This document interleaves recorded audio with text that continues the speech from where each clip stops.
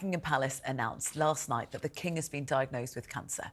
A statement from the palace says that whilst the King was undergoing treatment for an enlarged prostate, a separate issue of concern was noted and subsequent tests identified a form of cancer. Let's go live to Buckingham Palace. Our correspondent Oliver Whitfield-Miocic is there with us now.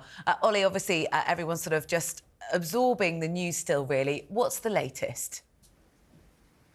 Well, the continuing messages of support are coming in not only from this nation, where we've seen celebrities, politicians, prime ministers, both current and former, as well as health leaders, sending those messages of support to King Charles, but also internationally from world leaders. The King has spent the night here at Buckingham Palace. He is in residence, we can tell by the Royal Standard flying above Buckingham Palace this morning. This was an extraordinary release of information by Buckingham Palace in some respects yesterday, confirming that the King had been diagnosed with a form of cancer. But sadly, this is the ordinary news that at least 1,000 people a day receive in this country, that they are now going to be battling cancer. The juxtapositions don't just end there, because while Buckingham Palace had previously been very open about that enlarged prostate treatment that the King was being treated for, with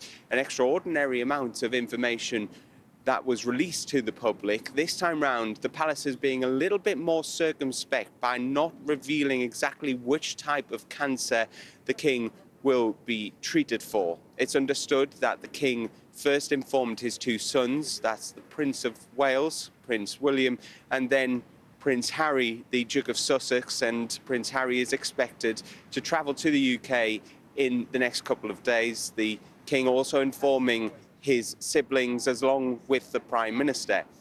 Now, the palace says that the King will be treated as an outpatient. It seems there is no immediate constitutional risk in the immediate term, because the King will not be incapacitated. The palace have said that the King will be receiving treatment here in London for the foreseeable future, but he will not be in operation in normal public duties as we would expect to see him. Instead, he will be deputised, usually by Prince William, by Princess Anne, the hardest working royal. Before Prince William, the pressure will be mounting as we speak, because not only will he have to deputise for his father for some of those very important roles, he also has to take care of his wife, the Princess of Wales, who was in the very same hospital that the King was being treated in, and she is not expected to return to her public duties until April. I think what will be interesting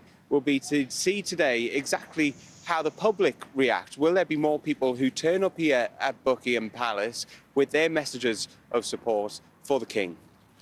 Ollie, thank you very much. That's Ollie Whitfield-Miocic.